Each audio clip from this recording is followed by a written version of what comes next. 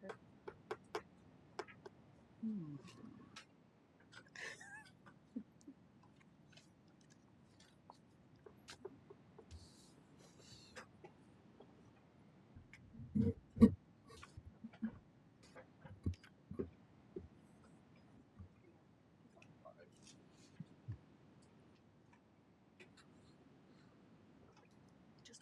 Just one. Not the second one, just one.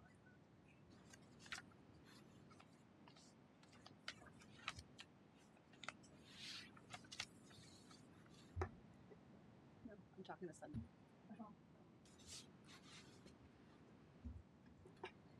Monica, how are you?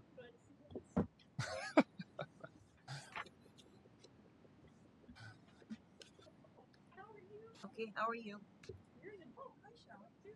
Hmm? You're in a different seat today too. Yeah. Good to see you. Good to see you too.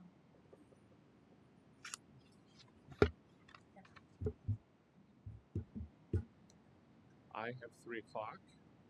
Jessica, are you prepared to go? Okay.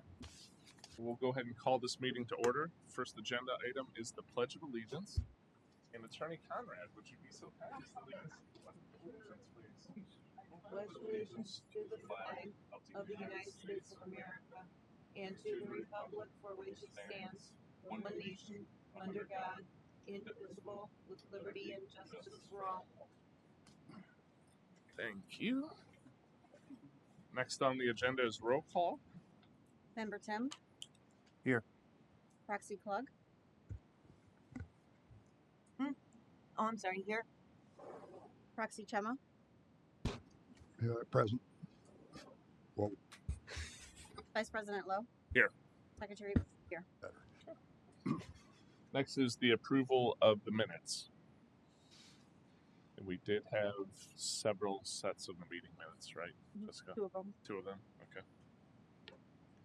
Were there any questions or comments concerning the minutes? If not, I will entertain a motion to approve them. So moved. Second. Have a second. All those in favor say aye. Aye. Aye. Any opposed, same sign. Okay. Next on to the clerk's report. It's been a pretty busy month. We've been working on absentee ballots and just finalizing everything. There were some vacations in there and wrapping up things. But what I wanted to show you was we are starting to get the proofs from our instructional videos, and one of them is the express vote. Yep. Here are the 5 major steps to follow when using the express vote machine. Step 1, insert your ballot. Notice how the flat corner at the top of your physical ballot matches the shape of your machine's insert point. Step 2, vote your ballot. Your ballot choices will appear only after your card is properly scanned. Use the Next button on the screen's bottom right corner to scroll through your selections. Any candidate race or question may be skipped if you so choose. Step 3, verify your ballot. Follow the text at the top of the screen and verify your selections. Notice a mistake? Tap the previous button on the screen's bottom left side to go back, or simply tap the selection you wish to change. To completely start over, tap the exit button at the bottom of the screen. Your card will be returned to you blank. Step 4, print your ballot. Then, tapping the Next button will bring you to the page where you can print your ballot. Step 5, verify your ballot again. After your card prints, carefully go over your selections. If you need help, please find a poll worker to assist you. If everything looks good, you're set to deposit your ballot. Congrats on voting. Thank you. So it was sent to us. That's one of the 3 videos that we'll have, and we're able to go frame by frame and adjust what we like, what we don't like, and proof it. And so there's a couple little kinks that we're still going to work on for the process, and that we worked on. But it takes you through signing in on the e-poll book and goes all the way through voting the express vote, through the depositing into the DS200. Showing that it's not a receipt, it's your actual ballot and you need to deposit it. You can't walk out with it. Hoping to alleviate some of the problems that we've had where people are either trying to leave with the ballot or they get nervous and hit cancel and instead of print card. So we're trying to alleviate that. We'll put this up on social media. We'll have it being shown at polling locations and just try to push it out there as much as we can, starting when early vote starts. Will this be on social media too? Yes. And that's all I have. I really like that if there's an opportunity to, because I think the consistent feedback that we get on election night is always, there's the warnings as the people are casting their ballots, which people, I think, interpret as they're doing something wrong. It's really not that they're doing anything wrong. It's basically a default setting that's in there to, notify you of things like you're undervoting or whatever the case may be, to give you an opportunity to revise that as opposed to the fact that you're doing anything wrong. So if there was an opportunity to just kind of weave something like that into one of those, that would be outstanding. Okay. That was one of the notes that we sent them that day. Okay, They're adding it to it. excellent. Jessica, was that it? Yep. As far as your report? Okay. That's all I have. Next on to the director's report.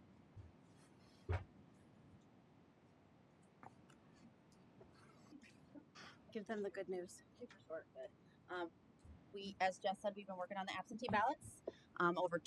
Almost 2,000 absentee ballots went out in the mail today, so that's our first big batch. And then from now going forward, any applications that come in, the ballot will go out same day, if not next day. So we started our first batch, and now it's just going to keep going. We've started the LNA testing on all of our machines, and that should be wrapped up this week. And then early voting starts October 8th, so we're gearing up for that. Went fast. Yeah. A lot.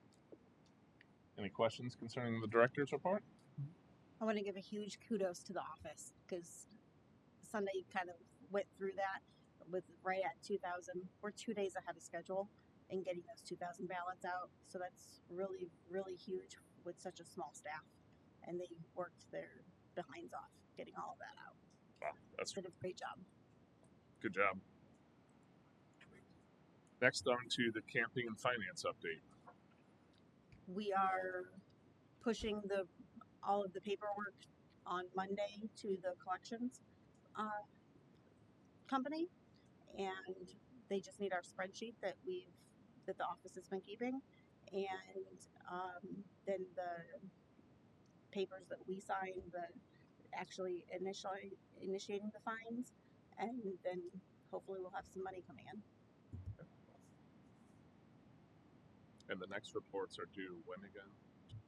They are due on October 18th by noon. Okay. Next on to vote center updates.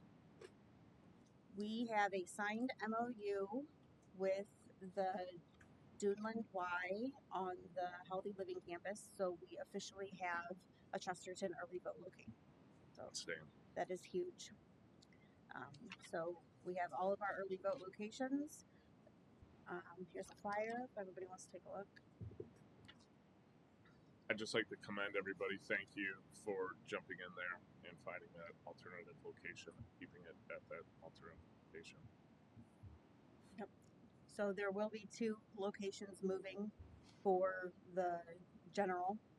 The early vote and election day location that was previously at the Chesterton Town Hall had to be moved due to construction. So it will be at the Duneland YMCA Healthy Living campus. We're going to enter door 11, which is the pool door, and you'll see the flag. There'll be a construction on all the other entrances, so it'll be pretty self-explanatory on how to get into the building. But they have provided a map for us that we'll push out to the media, and hopefully everyone will be able to see you enter off of Morgan and pull right into the parking lot. You'll park, you'll see our giant flags, and enter in door 11. That's the only door you're going to be able to enter, and the only door you're going to be able to exit. And you'll be greeted by a YMCA staff member or one of our election staff members and go straight into the room. It's right down the hallway. It's pretty seamless. Then exit right out the same door. And then we are going to have to move another location. The Burns Harbor Town Hall is having to do unexpected construction as well due to finding some black mold in their facility. And so we're going to move to the Burns Harbor Fire Department, which is located right next to the town hall. So we do have those updates and the vote center amendment. We can get that signed, get it sent downstate, and then our plan will be up to date, and we'll be able to publish all of our locations, and all the candidates will know where our locations will stand for the general.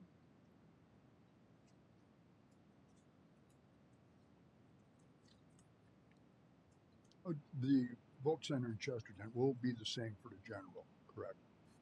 It'll be at the Duneland YMCA. At the UMY, okay.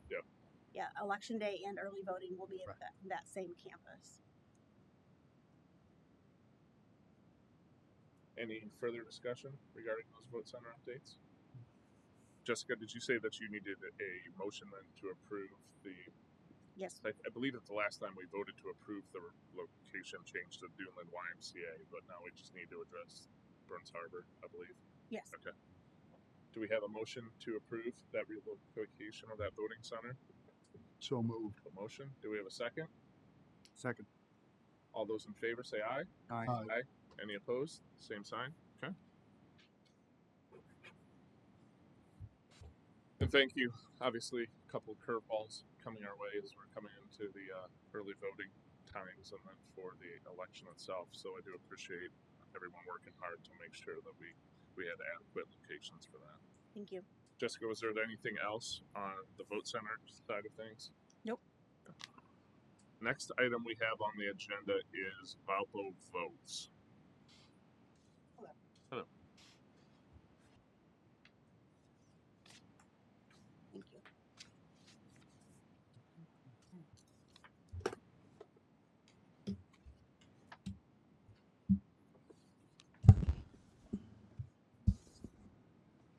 Hi, I'm Elizabeth Gingrich, Gingerich, 702 Indiana Avenue. I'm chair of the group Valpo Votes, which is a group of faculty and staff members on the campus of Valparaiso University supporting a student voter initiative. And so what we're doing today is trying to get VU recognized as a polling center. I am a full-time professor at the College of Business. I'm endowed chair of the Christian Business Ethics. I teach international governance at the MBA level. I'm the editor-in-chief of an international journal, practicing attorney, and an elected board official over at the Center Township Trustee's office. And so with that being said, we would like to address the fact that's very disturbing here. The Indiana Civic Health Index report shows Indiana at 50 out of 50 in the whole nation states, the lowest voter turnout, 2024. Those are the stats. How did we get to the basement here? You know, I've researched the legal underpinnings of certain bills, laws that have gone up to the Seventh Circuit and whatnot, but how did we get to the basement? And I'm hoping that we can do everything to get out of the basement. Only 14.6% of our youth, and that's 18 to 29, voted in the last election. That's abysmal. That is abysmal, all right? And so with that being said, I have lived and worked in many democracies from France to Brazil.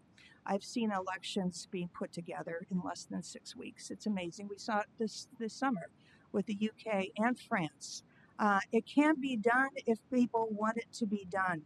And with that, our students need this opportunity to participate in our democracy. We all know that the vote is the bedrock of our government. And without everybody having the privileged opportunity to participate, we're not really upholding our commitment under the Constitution to uphold, again, our government systems. So what's there right now for our students? Well, the closest polling place is the Hampton Inn on 30. So that means they would have to walk 15 to 20 minutes across Sturdy Road, which is heavily trafficked, cut through several businesses with no sidewalks in order to vote. A lot of students are reluctant to leave campus. And this is just not going to happen. It makes sense to put a polling place there. With that being said, take a look at how many polling places are already at schools, at churches. It makes sense to go to a university where students actually live on the campus. And so I'm sure that you've seen what's happening in Tippecanoe with Purdue University in the last week, and especially in the last 24, 48 hours. Tippecanoe County Board will be meeting and voting on September 27th to recognize the rec center at Purdue University as a voting center. Now, Purdue has had voting centers on campus in the past, but none were listed for 2024 because there were allegations of insufficient parking, of ticketing poll workers, of inability to transport voting equipment effectively, of police presence by Purdue University officials in the Mackey Stadium in the areas of polling and removing of signs. These are statutory infractions. We all know that. In terms of Valparaiso University, we check all the boxes. RA Union would be the venue. We have more than sufficient parking. And most of the people who will be voting already live on campus. And that would include, again, those who work on campus, staff and faculty members as well. Now, looking around the state, we see IUPUI has voting places on campus. Our peer Butler University has it. IU Monroe County has it. ISU in Vigo County, Terre Haute has it. Indiana Wesleyan, Kokomo has it. Ivy Tech, Allen County, Fort Wayne has it. So what's happening? I know that the pressure is on the Tippecanoe election board with its vote coming up, but it just makes sense to have polling places at campuses. And again, if we're going to get Indiana out of the basement, this makes sense across the board. We check all the boxes. We have 2 poll workers ready to go too. So that I hope you would consider this. Now, in terms of demographics, I want to mention this too. Howard County Election Board just announced the addition of 20 additional touchscreen voting machines at a cost of $96,000 per. They got the money through the clerk's office and through a federal grant. I don't know what money is available for other county boards to do something like this, but I would encourage that this be looked into. Okay. So like I said, we check all the boxes. We've been working on this since last May. We announced this before the city council and before the mayor in May. I had a personal meeting with Jessica Bailey end of May. And so this has been ongoing, and we've had 2 meetings now with the president, who is squarely behind this. So I'm going to then turn this to Kelly Anthony, who's representative of the president's office, who's going to again illuminate some demographic stats in this this slide presentation on paper. We fully support the Valpo Votes initiatives to get students to vote. We think this is a prime example of getting young adults to vote in Indiana. So I come with some demographics so you're aware of who our students are on campus. I put them in front of you so you have the exact numbers. 55% of our students have a home state listed as a residency. And then just so you're also aware, we have 731 regular faculty and staff, and 96% of them approximately have a home residency of Indiana. So quite a few just on campus. Those that live off campus, if you're not aware, they live adjacent to campus, directly in the opportunity zone. The one thing I would like to mention is that we are the only opportunity zone in Porter County, and we only have 1 voter location, and that is at Hayes Leonard, which is also not walkable for students, faculty, and staff. Otherwise, we'd love for you to consider Valparaiso University as a polling location. We think it's a great spot to get young adults and our employees to vote. Thank you very much. Any questions?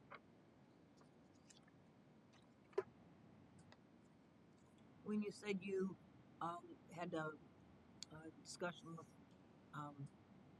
Jessica Bailey, when you said May, was it May of 2024 or May? Yes, it was this past May. So it was this year. It was this year. And again, I hope you do look at what's happening with Tippecanoe County. because all eyes are focused on what's happening there with Purdue University too. Thank you.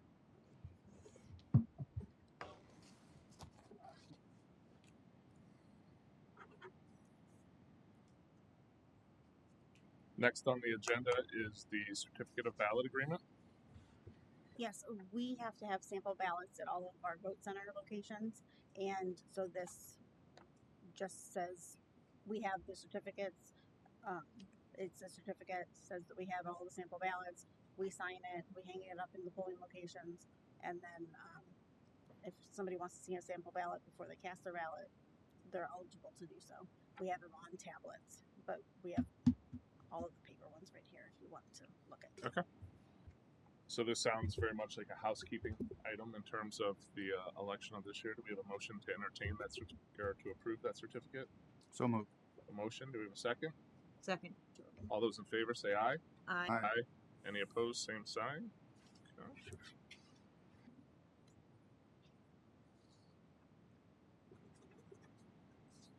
Next is upcoming meeting dates and deadlines. And we did touch on the next campaign finance report deadline, which was October 18th. Was that correct? Mhm. What other meeting dates and deadlines do we have out there, Jessica? We have the public test, which is going to be October 4th, first Friday in October. And then we will have a booth at Harvest Fest October 5th. So if anyone's not busy on October 5th, which is a Saturday, come down to Hebron and see our booth. Voter registration ends on October 7th. Early vote begins on October 8th. Campaign finance reports are due on October 18th. And then our next election board meeting is October 24th at 3. And the public test on the 4th. That, forgive me, Jessica, what time does that start at? 8 a.m. 8 a.m. Okay. And that will be in the new offices then? Yes, it'll start over there and then it'll end over at the Expo Center. Okay.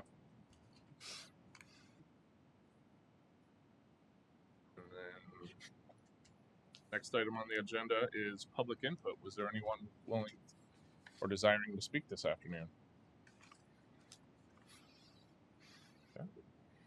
If not, I will entertain a motion to adjourn. Do I have that motion? So moved. Motion, do I have a second? Second. Second. All those in favor say aye. Aye. Aye. Okay. Thank you, everyone. Does it matter if it's No.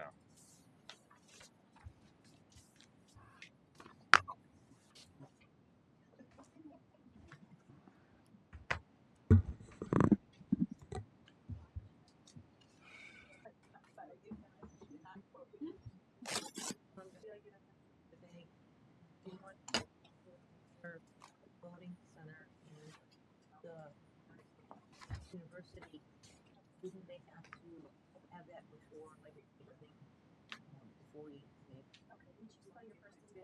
Yeah, that's why I asked May of this year or last year. So they can't do it because they haven't. Yeah, I mean, basically. Thank you. Thanks, David. Okay, so it's like, can't do it. Set your plan. Yeah. Yeah. So maybe somebody should tell them that 2 years from now they have. Yeah. Okay, trying to do it, even though the bosses can't. Hi. Well, maybe somebody should explain that they want to change the law. Contact the state's reps, state senator, and you